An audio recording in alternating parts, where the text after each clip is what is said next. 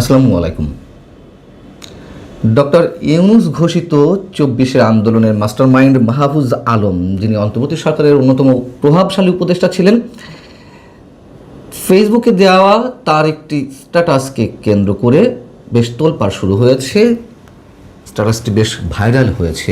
প্রশ্ন উঠছে যে সাম্প্রতিক সময়ে যখন কিনা শেখ হাসিনা একাধিকবার খুব স্পষ্টভাবে ঘোষণা করছেন খুব শিগগিরই তিনি দেশে ফিরবেন, ঠিক সেই সময়টিতে মাহফুজ আলমের এমন একটি স্ট্যাটাস কেন আওয়ামী লীগকে প্রাসঙ্গিক করে তুলতে, অথবা আওয়ামী লীগ যে অটোমেটিক্যালি রাজনীতিতে ফিরে আসছে তার পক্ষে কেন তিনি যুক্তি তুলে ধরছেন? অনেকে অনেকভাবে ব্যাখ্যা করার চেষ্টা করছেন। কেউ কেউ বলছেন যে আওয়ামী লীগ আবারও ফিরে আসার সম্ভাবনায় আগে থেকে নিজের পিঠ বাঁচাতে পরোক্ষভাবে হলেও আওয়ামী লীগের পক্ষে কিছু বলার চেষ্টা করছেন মাহফুজ আলমরা। কেউ কেউ বলছেন তিনি কি আওয়ামী লীগে যোগ দিতে যাচ্ছেন। কেউ কেউ বলছেন যে আওয়ামী লীগ ফিরে আসার সম্ভাবনা এতটাই তীব্র হয়েছে যে ভয়ে তারা গর্তে ঢোকার চেষ্টা করছেন এবং তার অংশ হিসেবে এই সব কথাবার্তা আগে থেকেই বলা শুরু করে দিয়েছেন। আসলে উদ্দেশ্যটা কি? আওয়ামী লীগ রাজনীতিতে প্রাসঙ্গিক হয়ে ওঠা কিংবা দ্রুত রাজনীতিতে পুনর্বাসিত হওয়ার ধারণা থেকে মাহফুজ আলম বেশ কিছু কারণ উল্লেখ করেছেন। অনেক দীর্ঘ এই স্ট্যাটাসটি, তার মধ্যে আমি ৬-৭টি গুরুত্বপূর্ণ বিষয় আপনাদের সামনে একটু তুলে ধরতে চাই। আপনারা যদিও স্ট্যাটাসটি দেখেছেন, কিন্তু আলোচনার স্বার্থে এইগুলো একটু এক জায়গায় করতে চাই। তিনি বলছেন যে লীগ সেদিনই ব্যাক করেছে যেদিন ২৪কে ৭১-এর বিরুদ্ধে দাঁড় করিয়েছিল স্বাধীনতার বিরোধী শক্তি, যেদিন আইনের শাসনের বদলে মবের শাসনে আনন্দ পেয়েছিল ১৭ বছরের মজলুমগণ।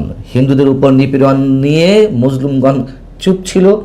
লীগ সেদিনই ব্যাক করেছে যেদিন মবিস্টারদের এদেশে হিরো বানানো হয়েছিল, উগ্রবাদীর সেফ স্পেস দেওয়া হয়েছিল, যেদিন বিএনপিকে ঠেকাতে জামাতকে কোলে তুলে নিল অন্তরীণ। আমাদের শব্দটা খেয়াল রাখা দরকার। অন্তর্বর্তী সরকারকে মাহফুজ আলম বলতে চাইছেন যে অন্তরীণ সরকার। যাই হোক, তিনি বলছেন যে লীগ সেদিনই ব্যাক করেছে যেদিন মিডিয়া আর সাংস্কৃতিক কর্মীদের বা প্রতিষ্ঠানের উপর হামলা প্রযোজিত হলো। সেদিনই লীগ ব্যাক করেছে যেদিন কমিশন, ট্রাইব্যুনাল, বিশ্ববিদ্যালয় ইত্যাদিকে একটি আদর্শের লোকদের মাধ্যমে ক্ষমতা আরোহণের বার্গেনিং টুলে পরিণত করা হলো। আবারও একটা শব্দ একটু নোটিশ করতে চাই আপনাদের সামনে। ট্রাইব্যুনাল শব্দটা এখানে উচ্চারণ করা হয়েছে, যে ট্রাইব্যুনালে শেখ হাসিনা সহ আওয়ামী লীগের সাবেক এমপি, মন্ত্রী কিংবা শীর্ষ নেতাদের বিচার প্রক্রিয়া চলছে জুলাই হত্যাকাণ্ডের জন্য। অর্থাৎ ট্রাইব্যুনালও বিশেষ মতাদর্শের ব্যক্তি দিয়ে গঠিত, তিনি স্পষ্টভাবে এখানে বলছেন। এখন এই যে মাহফুজ আলম যে এত সুন্দর সুন্দর বয়ান দিচ্ছেন, সুন্দর সুন্দর তাদের যে শব্দ তারা ব্যবহার করতে চাই সেই শব্দটি ব্যবহার করলাম, যে বয়ান দিচ্ছে।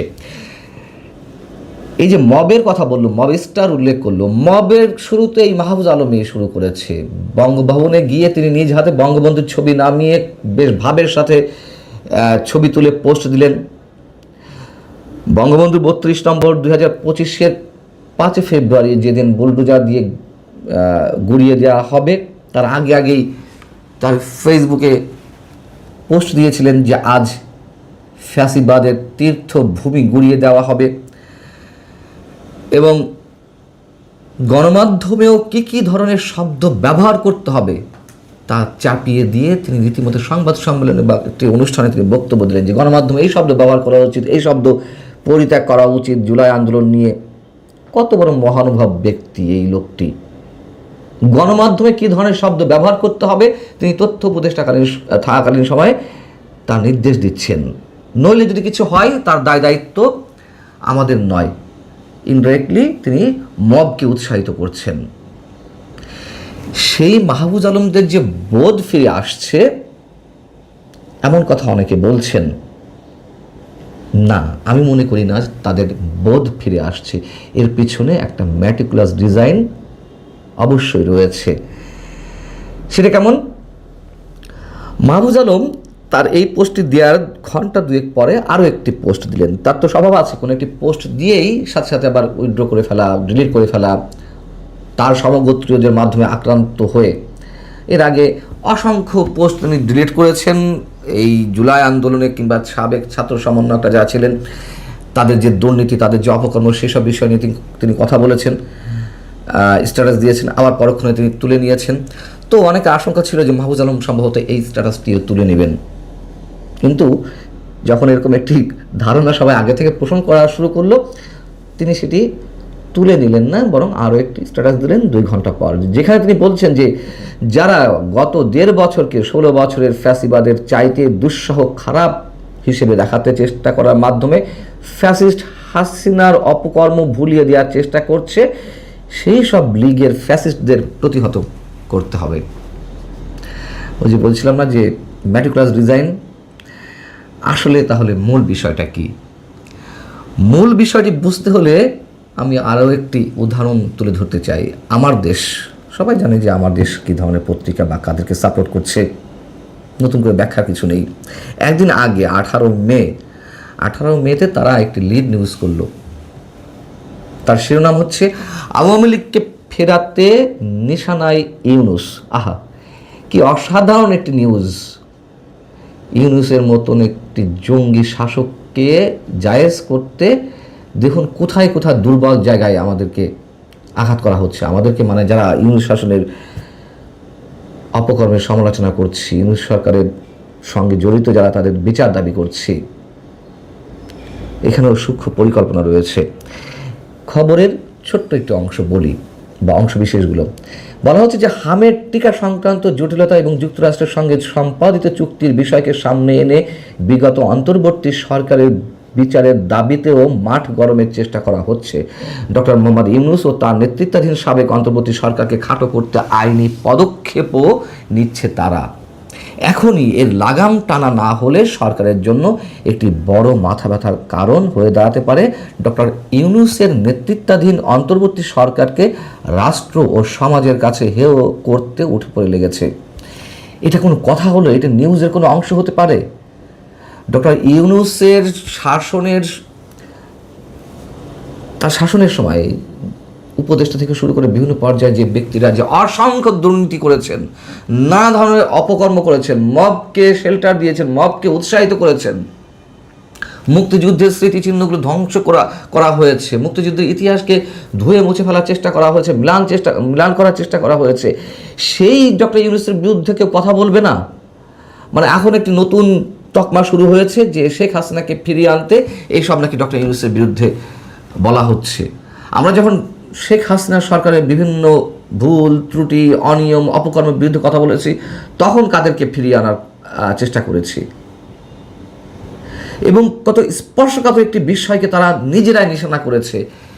হামে যেখানে হাজারেরও বেশি শিশু এর মধ্যে নিহত হয়েছে, আমি নিহত শব্দটা উচ্চারণ করছি বারবার, ডক্টর ইউনূসের খামখেয়ালিপনায় এই শিশুরা তো হত্যার শিকার হচ্ছে।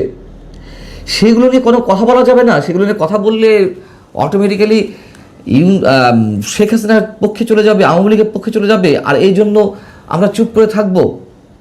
তারা তো বলছে, এই যে সাবেক চিফ প্রসিকিউটর তাজুল ইসলাম, কিংবা এই হাসনাত আবদুল্লাহ না কি নাম, সার্জিস আলম, এরা বলছে যে জুলাই সনদ নিয়ে কথা হচ্ছে না, হাম নিয়ে এত বেশি কথা কেন?